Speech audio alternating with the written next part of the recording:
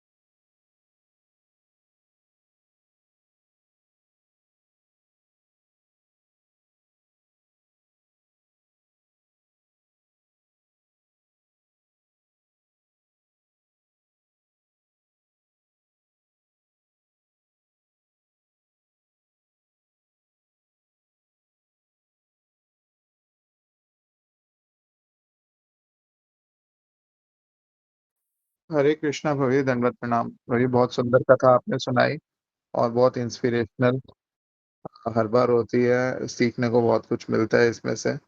प्रभु जी, ये प्रश्न था कि जैसे 1,000 अश्वमेध यज्ञ करते हैं तो इंद्र का जो है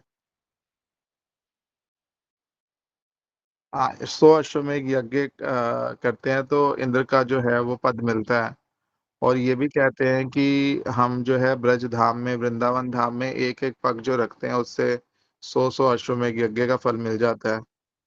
तो जो भी वृंदावन जा रहा है किसी भी पर्पस के लिए, तो इसका मतलब है आने वाले समय में किसी ना किसी कल्प में क्या वो इंद्र बन जाएगा।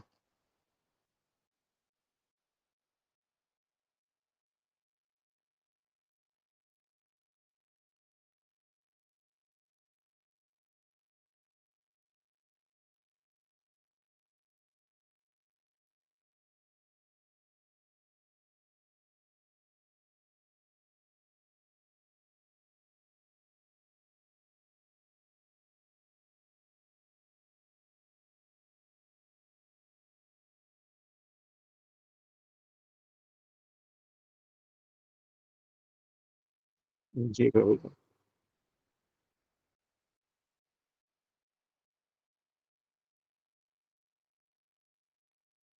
हम्म। तो जी जो नित्य वृंदावन पहुंच जाएगा वो तो फिर वैसे भी जो है उसकी जर्नी खत्म ही हो गई। ये चक्र चक्र खत्म ही हो गया। जी जी, उसको तो कुछ करना नहीं। मैं तो बोलूं फिर इस पे कुछ? जी जी, प्लीज प्लीज। ठीक। हरे कृष्णा। अमित प्रभु जी, जी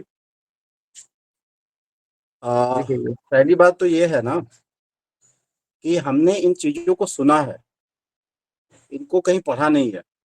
ये भाव की अवस्था है, और भाव की अवस्था में लोग कहते हैं कि वृंदावन के एक एक पग पे चलना जो है अश्वमेध यज्ञ का फल देता है। और हो भी सकता है, इसमें कोई दो राय भी नहीं है। लेकिन यहाँ पे समझने की यह बात है कि हम जब वृंदावन में या किसी भी धाम, किसी भी तीर्थ स्थान में जब जाते हैं ना, तो हमारे मन के अंदर जो ईर्ष्या, मद, मात्सर्य, मोह होते हैं, उनसे हम कभी निकल नहीं पाते। हम कभी अपने आप को उस अवस्था से धाम में प्रवेश दे ही नहीं पाते कि हमें वहां एक पग चलने का अश्वमेध फल यज्ञ का फल प्राप्त हो। हम जा करके कहीं न कहीं अपनी दृष्टि से धाम के अंदर कोई ना कोई अपराध का दर्शन कर लेते हैं। कहीं गंदगी को देख करके, कहीं बंदर के कृत्य को देख करके, कहीं सूअर को घूमते हुए देख करके, कहीं ब्रजवासियों के डिमांड को देख करके, कहीं पुजारियों के डिमांड को देख करके, इत्यादि बहुत सारी चीजें होती हैं, जिनकी वजह से हमारा जो हृदय है ना, उस शुद्ध, उस नित्य नित्य वृंदावन का मतलब यह नहीं कि गोलोक वृंदावन आप शरीर छोड़ के वहां चले जाओ। नित्य वृंदावन का मतलब ये जो वृंदावन है इस धरा धाम पर, ये वही नित्य वृंदावन है जो गोलोक धाम में अवस्थित है। तो इस नित्य वृंदावन में आज भी ठाकुर जी लीलाएं कर रहे हैं, लेकिन हमें दिखाई नहीं देता। हमें इसलिए नहीं दिखाई देता क्योंकि हमारी आंखों पे क्या है, हमारी आंखों में मात्सर्य की पट्टी बंधी हुई है। हम कभी भी अपने हृदय को, जो हमारे हृदय में जो कलमश है, जो इच्छाएं हैं, उनसे निकल नहीं पा रहे हैं। तो हमें वो दिखाई नहीं दे रहा है। बहुत सारे लोग रहते हैं, लेकिन किसको दिखाई दिया? और बहुत ऐसे विरले संत होते हैं जिनको इन नित्य वृंदावन का दर्शन अपनी जगह पे बैठे बैठे भी कर लेते हैं। क्यों? क्योंकि हरि नाम के प्रभाव से और अपने भजन के प्रभाव से धीरे धीरे इस हृदय के अंदर जो ये क्रियाएं हैं, जो मात्सर्य वगैरह है, मोह है, मद है, इनकी निवृत्ति हो जाती है। तो ये प्रयास जब आपका होगा और उसके बाद आप उस अवस्था में पहुंचेंगे। दूसरी बात, जैसा कि जयदेव प्रभु ने कहा कि भक्तों की इच्छा कभी भी किसी फल की प्राप्ति नहीं होती है। हम कृष्ण मंत्र से दीक्षित हैं। कृष्ण मंत्र मतलब क्या? यह पारक मंत्र है। पारक मतलब क्या? जो प्रेम प्रदान करता है। तो कृष्ण मंत्र कृष्ण मंत्र से दीक्षित व्यक्ति को किसी लालसा की, किसी वस्तु की प्राप्ति की लालसा नहीं होती है। उसका एक ही प्रयोजन होता है कि वह सिर्फ कृष्ण के प्रेम को प्राप्त कर ले। अरे ऐसे सैकड़ों नहीं, हजारों लाखों अश्वमेध यज्ञ, राजसूय यज्ञ को वो ठोकर मार देता है कृष्ण प्रेम के आगे। तो कभी भी भक्तों का जो मन है ना, जो हृदय है, वो इन इन लालसाओं के प्रति नहीं जाता है। तो इसलिए ये हमें सोचना ही नहीं चाहिए कि हम अगर पग पग पे चल रहे हैं तो हमें अश्वमेध यज्ञ की प्राप्ति हो रही है तो क्या ठाकुर जी फिर हमें इंद्र पद दे देंगे? अरे नहीं, हम तो मुक्ति भी नहीं चाहते, हम इंद्र पद क्यों चाहेंगे? हमारी तो लालसा मुक्ति की भी नहीं है। हमारी लालसा क्या है कि हम गोलोक वृंदावन में बैठ करके राधा रानी के आश्रित होकर के कृष्ण की सेवा करें। हमारा मंजरी भाव का सेवा है। हम राधा रानी की मंजरियों की सेवा, हमारे आचार्य वर्ग क्या हैं? वो मंजरी हैं। मंजरियां यहाँ पे उपस्थित होती हैं आचार्य के रूप में, और फिर वो हमें उस प्रकार का ज्ञान देते हैं, दीक्षा देते हैं, शिक्षा देते हैं। तो हमारी लालसा बस इतनी है कि हम जाकर के गोलोक धाम में राधा रानी की सहचरी, उनके अनुगत्य में, उनके आश्रय में रह करके कृष्ण की सेवा करें। बस हमारा इतना ही प्रयोजन होता है भक्तों का। अन्य अन्य संप्रदाय हैं, किसी की सखी भाव है, किसी का सख्य भाव है, तो सबके अपने अपने विचार उस तरीके से हैं। लेकिन जहां पे हम अभी उपस्थित हैं, जिस संप्रदाय के अंतर्गत हम भजन कर रहे हैं, इस संप्रदाय का एक मुख्य प्रयोजन बस यही है, राधा दास्यम। हमें और कुछ भी आशा नहीं रख करनी है। जिनके मन में है वो भी त्याग दें, और अगर किसी प्रकार की आशा कोई करना चाहता है तो एकमात्र राधा राश्रम। हमें सिर्फ राधा रानी की दासी होना और कुछ नहीं होना है। हमें कोई अश्वमेध यज्ञ का फल, कोई इंद्र का पद, कोई शंकर का पद, कोई ब्रह्मा का पद, किसी देवी देवता का पद कुछ नहीं चाहिए। हमें एकमात्र राधा रानी के चरणों की दासी बनना है, ताकि हम कृष्ण की निष्काम भाव से और हृदय से, सच्चे मन से, पूर्णतः पूर्ण रूप से उनकी चरणों की सेवा कर सके। बस। बाकी हो किसी का प्रश्न है तो प्रभु जी, कुछ मैंने गलत बोला हो तो आप बता देना।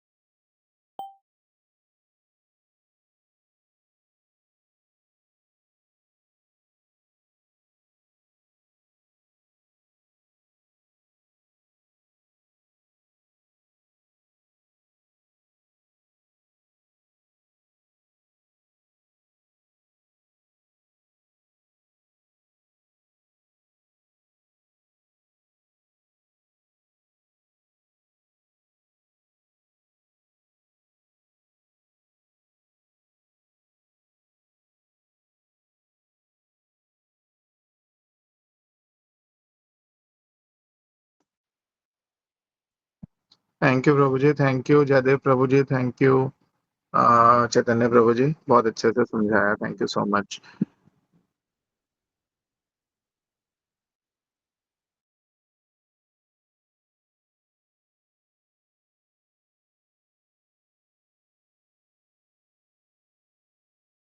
नहीं, समय तो अब बचा नहीं है। मैंने सोचा अगर समय रहेगा तो, चूंकि कल अभी नामाचार श्री हरिदास ठाकुर की तिथि तिथि गई है, तो उसके उपलक्ष्य में मैं जरूर कुछ बोलना चाहता था।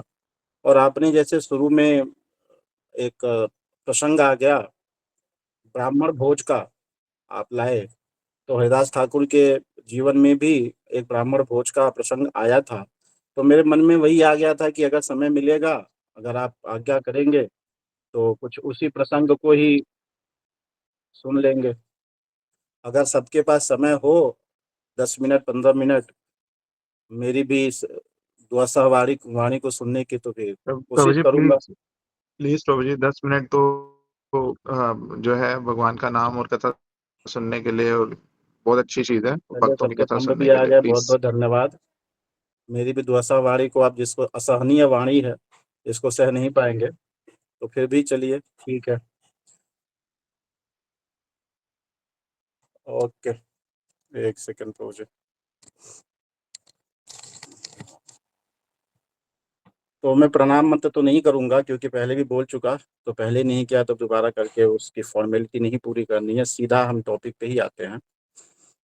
जैसा कि कल की तिथि थी नामाचार श्री हरिदास ठाकुर की, आविर्भाव थी, तिरुभाव थी, ठीक है, अनंत चतुर्दशी, अनंत चतुर्दशी के दिन उनका तिरुभाव हुआ था। तो संवत 1507 ईस्वी में ये आविर्भूत हुए थे। कहाँ पे हुए थे? बोढ़नपुर ग्राम में।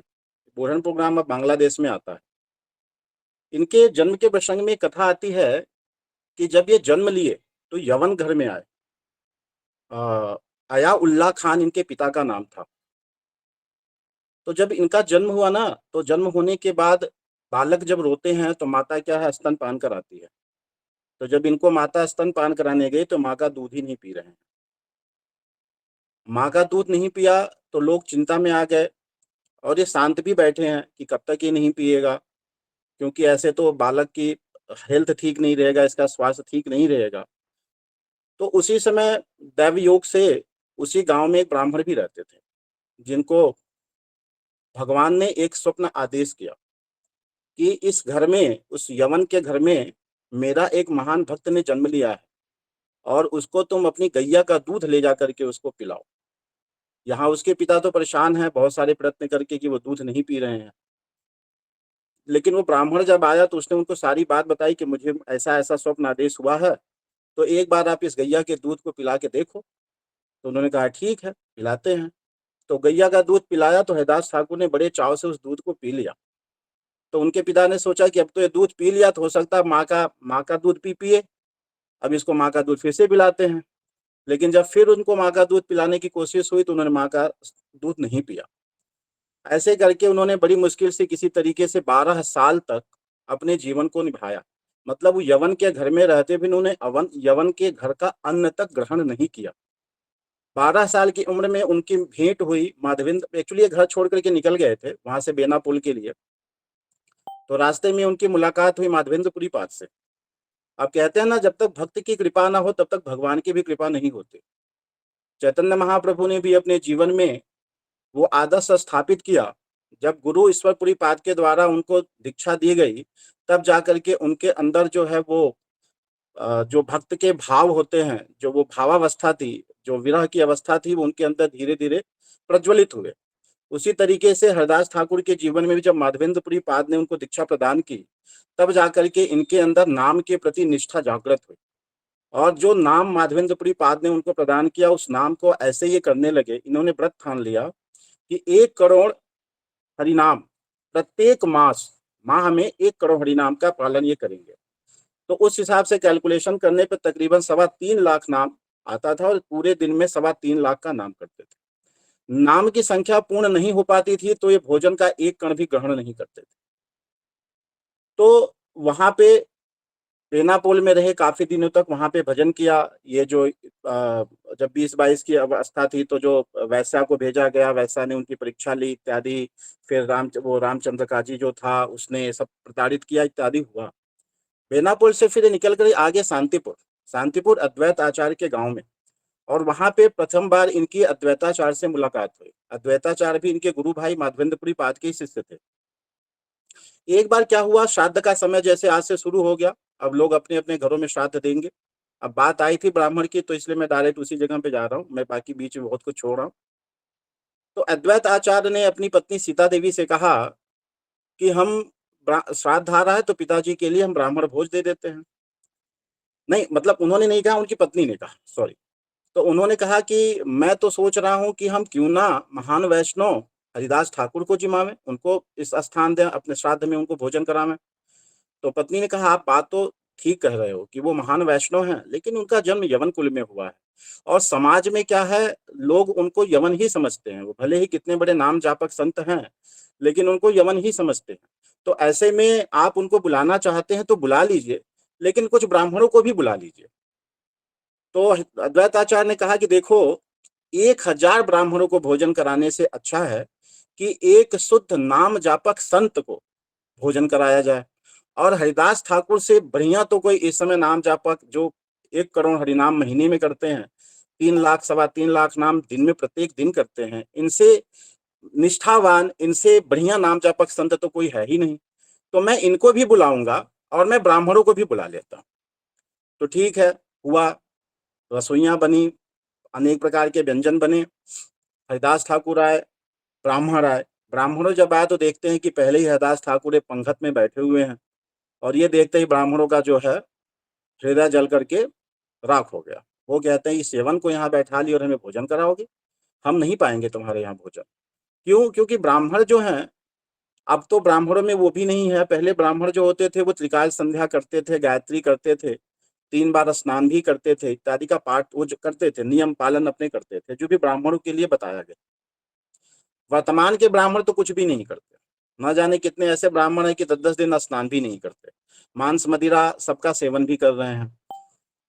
लेकिन वो ब्राह्मण जो उस समय के ब्राह्मण थे, वो धर्म के ज्ञाता भी थे, वेदों के ज्ञाता भी थे, पंडित थे।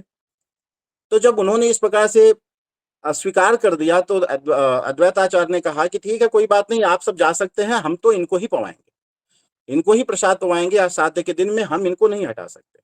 तो सब ब्राह्मण वहां से उठे, नाराज होकर के चले गए, और यहाँ हरिदास ठाकुर को उन्होंने भोजन पवाया। अब ब्राह्मण तो भूख के मारे छटपटा रहे हैं, करें तो क्या करें। गए अपने घर पे, अपनी पत्नियों से कहा कि मेरे लिए प्रसाद बनाओ, ऐसी ऐसी बात है, हमने अद्वैताचार्य के यहाँ पे प्रसाद नहीं पाया। अब पत्नी जब किचन में गई तो उस समय क्या होता था ना, आज के समय में तो लाइटर, दिया सलाई, माचिस, बहुत सारी चीजें अग्नि को जलाने के लिए हैं। उस समय क्या होता था कि अग्नि किसी एक के घर में ही चलती थी, माचिस की मैन्युफैक्चरिंग नहीं होती थी, लाइटर की मैन्युफैक्चरिंग नहीं थी। होता क्या था कि अग्नि जब जल जाती थी तो उस अग्नि को ही, मैंने देखा है मेरे घरों में भी अपने बचपन में, क्या करते थे, जब ये कंडे होते हैं गोबर की, इस कंडे को जब खाना बना लेते थे, लकड़ी कंडे को, तो जो सूखी, जो बुझी हुई राख होती थी, उस राख से उसी कंडों को, उस आग को ढक के रख देते थे, और वो राख फिर 2 दिन तक, 3 दिन तक वो आग वैसे रहती थी। फिर अगले दिन क्या करते थे, उसी आग को एक ऐसे कंडे को इकट्ठा करके उसके अंदर डालते थे, और फिर उससे आग फूक फूक के आग बनाते थे। फिर वो उससे, उस आग से अपनी रसोइयां बनाते थे। तो जब यहाँ पे उनकी पत्नियां गई किचन के अंदर, तो देखा कि तो आग सब शीतल पड़ गई, ठंडी हो गई, आग ही नहीं है, हम कहाँ से बनाए। अब परेशान, किस 2 लोगों के घर पे जाए, किसी के घर पे नहीं, सारी जगह आग शांत हो गई, क्योंकि वैष्णव अपराध हो गया था। वैष्णव अपराध का दंड तो उनको देखो, हमें तो तुरंत मिलता नहीं है, लेकिन उनको तुरंत मिल रहा है। तो अब आस पड़ोस जितने भी थे, सब जगह आग मांग के परेशान हो गए। फिर वो अद्वैताचार्य के पास गए कि प्रभु, आप जो है, हमने आपका प्रसाद तो नहीं पाया, अब हम घर पे प्रसाद पाना चाहते हैं, लेकिन बारिश की वजह से 3-4 दिन से लगातार बारिश हो रही थी उस समय, तो अग्नि जो है सारी ठंडी हो गई है, आप अपने घर से मुझे कुछ अग्नि दे दो ताकि हम प्रसाद तो पा लें। तो अद्वैताचार्य कहते ठीक है, मैं देता हूँ। गए तो इनके घर की भी अग्नि ठंडी पड़ गई। अब कहाँ से मिले? कहते हैं भैया देखो, मेरे घर में भी अग्नि नहीं बची है। कहते हैं अब क्या किया जाए? तो अद्वैताचार्य कहते हैं देखो, एक जगह अग्नि मिलेगी, अगर आप कहो तो हम आपको ले चलें। तो कहते हैं चलो। तो वो हरिदास ठाकुर की कुटिया पे ले गए। वहां पे तुलसी जी के पास में जिस दीपक को जला करके हरिदास ठाकुर ने रखा था, वो दीपक अभी भी प्रज्वलित थी।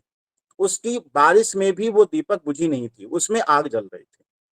तो अद्वैत आचार्य ने कहा, देखो यहाँ पे अग्नि है, अब इस यवन के कुल का जो ये है, इसकी अग्नि ले जाकर के आप अपने घरों में अगर रसोइयां बनाना चाहते हैं तो ले जाइए।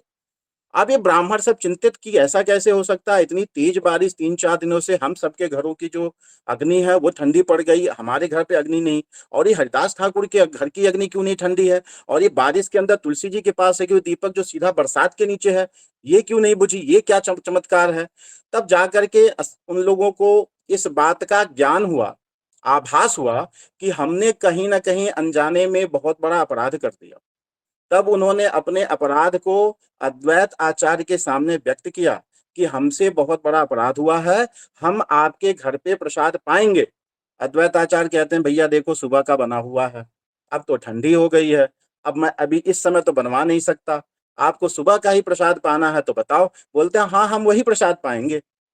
तो उन ब्राह्मणों ने फिर शाम के समय अद्वैत आचार्य के यहाँ पे प्रसाद पाया। तो देखिए, ब्राह्मणत्व तो अपनी जगह पे है। कहते हैं ना, वैष्णव ब्राह्मणों से भी श्रेष्ठ है, लेकिन इसका मतलब ये भी नहीं है, देखिए इस चीज को बड़ी बारीकी से समझना पड़ेगा। हम में से बहुत से लोग ऐसे हैं जो वैष्णव बनने के बाद बहुत सारे नियमों को यह कह करके कि हम वैष्णव हैं, हमारे लिए यह नियम नहीं है, उस चीज को क्या है, त्याग देते हैं कहीं ना कहीं, क्योंकि अभी हम वैष्णव बनने के मार्ग पे अग्रसर हैं, हम बने नहीं हैं। किसी के हरिनाम दीक्षा हुई है, किसी ने भी हरिनाम की झोली माला लेकर के हरिनाम करना स्टार्ट किया है, और कोई दीक्षा लेकर के अभी अपने आप के अपने अपने जो ताप हैं उन तापों को शांत करने का प्रयास कर रहा है। हमारी अभी उस लेवल की अवस्था नहीं हुई जहां से हम इनको त्याग करें तो उसको हम पचा पाए। डाइजेस्ट करना मुश्किल हो जाएगा अभी हमारे लिए। अब हम सब कुछ गुरु के ऊपर छोड़ के और अपराध करें और ये कहें कि गुरु जी हैं, गुरु जी देख लेंगे, तो सारे अपराध किसकी झोली में जा रहे हैं? क्या गुरु जी भुगतने के लिए हमारे अपराध बैठे हुए हैं? तो हमें इस बात का भी ध्यान रखना है कि ऐसी कोई भी क्रिया हमारी ऐसी ना हो जिसकी वजह से ऐसे कोई भी अपराध, हमारे अपराध का फल गुरुदेव को भुगतना पड़े। तो इसलिए जो शास्त्रों के नियम हैं, विधान हैं, जो बताए गए हैं, इन श्राद्ध कर्मों के इत्यादि और भी पूजा पाठ के, इन नियमों को कोशिश करें कि जहां तक हो सके इसका पालन करें। जब तक कि आप नामनिष्ठ नहीं हो जाते हैं, आपके अंदर से वो विचार जो आने आपके हृदय में आने चाहिए, जब तक वो उदित नहीं होते हैं, तब तक आप इन नियमों को भंग ना करें। क्यों? अगर आज मैंने ये कथा बता दी और कल को मान लीजिए इसमें से कोई है ऐसा जिसका भी हरिनाम नहीं हुआ है, और वो कल जा करके अभी अभी कल ही श्राद्ध उसके घर पे हो, वो किसी ब्राह्मण को ना बुला के किसी वैष्णव को ढूंढ के लाए, उत्तम है, अति उत्तम है। लेकिन उसके मन में कहीं एक बात की वो आ जाएगी, मतलब अपराध बन जाएगा कि यार ब्राह्मण तो निकृष्ट है, हम इनको क्यों बुलाएं। अच्छा, ब्राह्मण को बुलाओ, कोई दिक्कत नहीं, लेकिन कम से कम उसकी क्रियाकलाप, उसकी आजीविका, उसका रहन सहन, उसकी आदतें, उस जो भी हैं वो गलत संग तो नहीं कर रहा, उसके गलत आचरण तो नहीं है, इन सब बातों का भली भांति पहले देख लो। अगर वह ब्राह्मण के योग्य है तो बुलाओ, भले ही वो कितना भी बड़ा कथावाचक क्यों ना हो, भले ही वो कितना बड़ा तिलकधारी और चोटीधारी और कुर्ता धोती पहन करके, लाल कपड़े पहन करके क्यों ना घूम रहा हो, लेकिन अगर वह ब्राह्मण योग्य नहीं है तो ऐसे ब्राह्मण को कभी भी अपने घर में भोजन के लिए ना बुलाएं। ब्राह्मण वही बुलाएं जो ब्राह्मण का कर्तव्य निभा रहा है, ब्राह्मण होते हुए भी वो भगवत भजन में अग्रसर है, ऐसे ब्राह्मणों को ही बुला करके भोजन का। तो ये अपराध मत करिएगा। कथा किस तो है, प्रसंग आया था, मुझे मन में याद आ गया, मैंने कहा चलो अगर प्रभु जी कहेंगे प्रभु जी आप कुछ बोलो तो मैं वही बोल दूंगा, क्योंकि कुछ ना कुछ तो टॉपिक चाहिए। ठीक है, तो जैसे बाद में भी आया था उसमें भी एक चीज याद आई, अब वो तो खैर अगली बार देखेंगे। तो कहने का मतलब है कि सब लोग एटलीस्ट कम से कम जहां पे जिस अवस्था में हैं उसी अवस्था के अनुसार जितने विधि विधान हैं उनका पालन करें। किसी के मन में कोई संदेह हो तो अपने से वरिष्ठ जो भी वैष्णव हैं उनसे पूछें। अच्छा, कभी कभी ये भी देखा जाता है कि वरिष्ठ वैष्णव भी जो होते हैं ना, वो भी कभी-कभी हमें कुछ ऐसे होते हैं जो ऐसे कट्टरता कह लो या कुछ भी कह लो, हमें कहीं न कहीं गलत मार्ग दिखा देते हैं। तो ऐसे में भरोसा किस पे करें? तो कहीं न कहीं अपनी बुद्धि भी लगानी चाहिए और अपनी बुद्धि वहीं लगाओ जहाँ से लो आपकी बुद्धि काम करना बंद कर दे, फिर अपनी बुद्धि लगाओ। क्यों? क्योंकि डिसीज़न आपको तब वहीं मिलेगा जब आप लोगों से राय-मशवरा करेंगे और राय-मशवरा करने के बाद आपको लगता है कि इसने तो ये बातें कहीं, इसने ये बातें कहीं। अब अपनी बुद्धि को शास्त्रों के बीच में केंद्रित करिए कि इसमें शास्त्र की आज्ञा क्या है? ठीक है? कि क्योंकि शास्त्र की आज्ञा हमेशा ऊपर है। सब आज्ञाओं से क्योंकि शास्त्र ऐसे तो नहीं आया ना, हम उन्हीं का तो पालन कर रहे हैं। ठीक है, कहीं विधि विधान चेंज हुए, जब कहते हैं ना, जब हमने अपने आप को कृष्ण को समर्पित कर दिया, तो हमारे अच्छे क्या, हमारे बुरे क्या, हमारे सबके भोक्ता, सबके भोक्तार कृष्ण ही हैं, वही देखेंगे। तो ऐसे में हम अच्छा कर्म करें या बुरा कर्म करें, तो हमें कोई फर्क नहीं पड़ता। लेकिन फिर भी अभी हमारी वो अवस्था नहीं है, अभी तो हम माया में हैं। अभी तो हम माया के पीछे भाग रहे हैं। अभी ऑफिस 5 मिनट लेट हो जाए तो रोना, अभी घर पे आलू की सब्जी, आलू नहीं है तो सब्जी कैसे बनेगी, अभी घर पे राशन नहीं है तो उसकी टेंशन, बीवी को मायके जाना है तो उसका, अरे बहुत सारी टेंशन है, किसका किसका नाम ला, वो हम इसी में फंसे पड़े हैं। तो अभी हमारे चित्त में तो उस प्रकार की कोई भावना आई ही नहीं कि हम इस प्रकार की भावना को सोचें कि हम यहाँ से निवृत्त हो चुके हैं। तो जब तक ये भावना हमारे अंदर है, तब तक हम इस प्रकार के किसी भी विधि विधान को भंग ना करें तो ज्यादा उचित है। और बाकी गुरुदेव जैसी आज्ञा करें वो सर्वथा मानने योग्य है, वो आपको सही लगे या ना लगे। मंत्र मूलम गुरुर वाक्यम, गुरुदेव का जो कहा गया वाक्य है वो हमारे लिए मंत्र है। तो गुरुदेव जैसी आज्ञा जिसको दें, उस पे आंख बंद करके विश्वास करिए बस। ठीक है? तो अगर किसी ऐसी विषम परिस्थिति हो जहाँ पे गुरु की आज्ञा नहीं मिल रही है, ऐसे में वरिष्ठ वैष्णव या फिर शास्त्र की आज्ञा जो है उसको लेके चलिए। फिर जब आगे आप इसमें पूरा डीपली जाएंगे, जब आपका हृदय पूरा चित्त निर्मल हो जाएगा, चेतो दर्पण मार्जन हो जाएगा, तब जाकर के फिर आप बिल्कुल सारा कुछ आपका कृष्ण। क्योंकि जैसे आज देखिए चंद्र ग्रहण है, अब कोई कह रहा है कि सूतक 12:57 से चालू है, उस समय मंदिर के पट बंद हो जाएंगे, खाना पीना नहीं है, और हम यहाँ कृष्ण की सेवा करने के लिए बैठे हैं। हमने क्या किया, मंदिर के पट को बंद कर दिया, खाना पीना किचन में बना नहीं, दोपहर का अपना भरपेट प्रसाद पाया, रात को 1:30 बजे अब ठाकुर जी को भोग लगेगा? नहीं लगेगा। ठाकुर जी को तो भोग देना है ना, तो ठाकुर जी को भोग देना है तो उनको तो खिलाना, उनको चंद्रग्रहण से क्या लेना देना। तो ऐसे में फिर विधि विधान जो अपने मठ का है, अपने संप्रदाय का है, गौड़ी शिक्षा जो कहती है, उस गौड़ी शिक्षा को अपनाना बहुत जरूरी है। ऐसे में फिर दूसरे संप्रदायों की शिक्षा को नहीं देखना है, दूसरे धर्मावलंबियों की शिक्षा को नहीं देखना है। ऐसे में क्योंकि हमने जो आश्रय लिया है, वो आश्रय हमने गौड़ी शिक्षा का लिया है, गौड़ी संप्रदाय का लिया है, तो हमारे लिए यह उचित है, यह बढ़िया है कि हम सिर्फ गौड़ीय परंपरा का ही निर्वहन करें और किसी की ना सुने।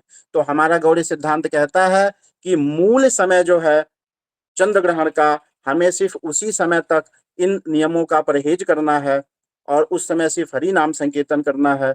बाकी सूतक हम नहीं लेते तो हम सूतक नहीं लेंगे। आराम से आप बनाइएगा जो भी आपको बनाना है, ठाकुर जी को भोग लगाइएगा 9 बजे के पहले पा करके, और उसके बाद कोशिश करिएगा कि 1:30 बजे तक बैठ के सिर्फ हरि नाम जप करिए।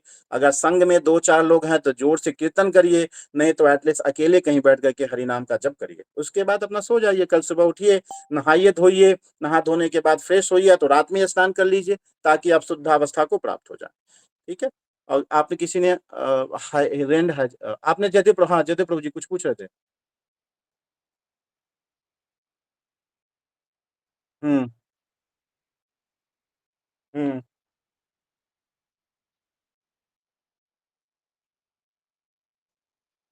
हम्म।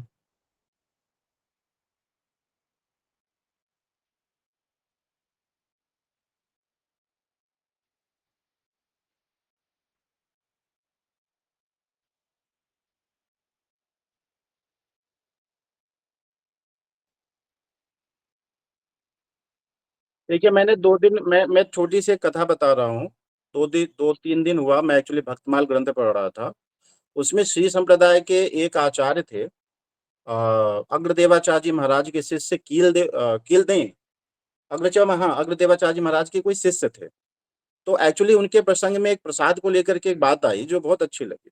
लेकिन देखिए हमारी श्रद्धा उतनी है नहीं, तो हम अपने जीवन में ना ट्राई करें उसको। लेकिन अब जब भगवान जैसे उनको किसी ने उनको मारना चाहा, मारने की कोशिश की जान से, तो उन्होंने अपने घर पे उनको आमंत्रित किया, भोजन बनाया और उस भोजन में उन्होंने विष डाल दिया था। लेकिन जब इन्होंने भोजन लेने से पहले उस भोग को ठाकुर जी को निवेदित किया, ठाकुर जी को निवेदित करने के बाद में उस भोग को खा गए, पा गए और इनको कुछ भी नहीं हुआ। वो विष का असर ही इनको नहीं हुआ। इस प्रभाव को देख कर के वह जो परिवार था वो इनके चरणों में नतमस्तक हो जाता है। मैं उनका नाम नहीं याद आ रहा उन संत का, बट ऐसा पढ़ा मैंने। तो कहने का मतलब अगर जब विष के साथ में कोई भोजन ग्रहण कर ले रहा है ठाकुर जी को अर्पण करके और उस विष का प्रभाव नहीं है, तो क्या इस चंद्र ग्रहण के जो दुष्प्रभाव है इसका प्रभाव भक्तों पे पड़ेगा? अगर वह भोग ठाकुर जी को निवेदित है तो नहीं पड़ेगा। तो इसलिए जो भी पाना है ठाकुर जी को भोग लगा करके पाइए। और लेकिन मूल जो समय है 9:27 से या 9:57 से, उस समय बिल्कुल उस समय कुछ भी मत पाइए, सोइए भी मत, कोशिश करिए हरिनाम कीजिए। अब जिसकी अवस्था नहीं है, जिसका शरीर साथ नहीं दे सकता, वो सो ले, कोई बात नहीं। लेकिन जिसका सामर्थ्य है, जो जाग सकता है, जो हरिनाम कर सकता है, वो बिल्कुल हरिनाम करे। ना करे तो कम से कम कीर्तन सुने, कथा सुने, कुछ भी करे, ग्रंथ पढ़े, या अगर ग्रुप बन सकता है, अभी भी समय है, सोसाइटियों का, आसपास के लोगों का 4-5 लोग को बैठा करके रात्रि तक कीर्तन करे, जैसा जिसके वहां पे अलाउ हो उस तरीके से, वो अच्छा रहेगा, उस तरीके से करे। ठीक है। तो ये भोग भोग का जो है, प्रसाद की जो है, राजा सगर का भी देख लो उन। प्रभु जी देखो, आरती तो होगी ना, आरती तो 9:57 है, संध्या आरती तो 6:30 ही हो जाएगी। ठाकुर जी की सेवा कोई भी बंद नहीं होगी। ठीक है, तो यही है कि समय से पहले हो जाएगा। ठीक है, अगर सूतक मान लीजिए पहले होता। हरे कृष्णा, मैंने कल श्याम सुंदर प्रभु से भी पूछा था, हमारी सारी नित्य क्रियाएं वैसे ही चलेंगी जैसी चलती हैं। हाँ नहीं, अगर वो सूतक का समय पहले होता तो थोड़ा पहले करना पड़ता। मूल समय, जो ग्रहण का मूल समय है ना, अगर वो पहले होता तो लेकिन ठीक है। अभी लेकिन वो क्योंकि रात में है तो हमें कोई फर्क नहीं पड़ता उसे, क्योंकि वैसे भी 8 साढ़े 8 बजे सारी क्रियाएं खत्म हो जाती है। समझ।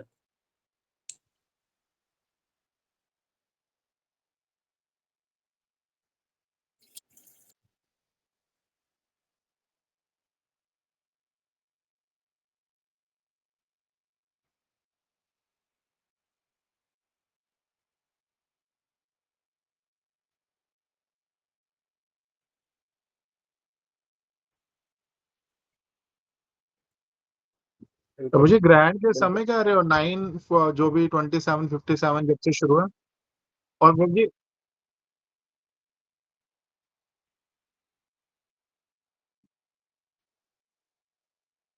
अच्छा, तो प्रभु जी नारायण कवच अगर ना पढ़ पाए तो सुन लेना वो ऑडियो लगा के। ठीक है, साथ साथ। कोशिश तो करिए, प्रभु जी पढ़ लीजिए, भागवत रखी होगी, भागवत के अध्याय में है, वहां से पढ़ हाँ नहीं, वो लीजिएगा। तो इंटरनेट पे भी मिल जाएगा, हाँ, इंटरनेट पे इंटरनेट मिल पे भी जाएगा, पर मिल वो जाएगा। संस्कृत संस्कृत प्रभु जी गलत पढ़ी जाती है। प्रभु जी देखिए, भागवत की ग्रंथ से अगर आप देखेंगे तो संस्कृत, आप देखिए, आप यहाँ पे उसके ऊपर मत जाइए, क्योंकि आपकी जो प्रयास है ना वो ठाकुर जी के लिए है। तो जी मंत्र प्रभु। देवी देवताओं के लिए अगर उच्चारण गलत होता है तो फल गलत होगा। ठाकुर हाँ जी के जी, लिए मंत्र गलत हो गया तो कोई फल नहीं मिलने वाला आपको बेकार का, मतलब उसका ठीक है। कोई दुष्परिणाम नहीं होगा। ठीक है, वो मतलब भाव है। हाँ, जो भी ठीक मेरा, मुझे ठीक। संस्कृत नहीं आती है, मैं जैसे पढ़ पा रहा हूँ वैसे पढ़ रहा हूँ। जी प्रभु जी, जी प्रभु जी, थैंक यू प्रभु जी बताने के लिए। प्रभु जी थैंक यू, रेमेडी बताने के लिए थैंक यू। और इसको कोशिश करिए, देखिए सब लोगों से कहूंगा, देखिए हमारे तो, मेरे, मैं अपनी पर्सनल बात करूं तो मेरे तो नित्य, अमित प्रभु ने भी सुना है, मैं इनकी गाड़ी में बैठ के करते हुए भी गया जी हूँ। जयदेव जी प्रभु जी। को पता है, हम अब चर्चा करते रहते हैं। दामोदी दीदी को भी पता है, मैं करता हूँ। तो बाकी जो नहीं है, जिनको नहीं पता है, बता देता हूँ कि नारायण कवच और नरसिंह कवच, इन 2 कवच का पाठ हो सके तो आप नित्य करिए।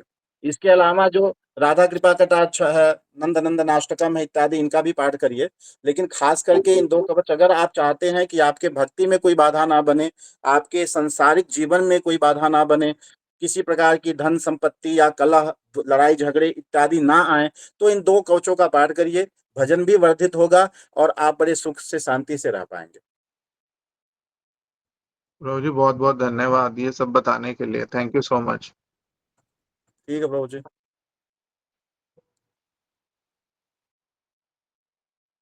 जी प्रभु जी।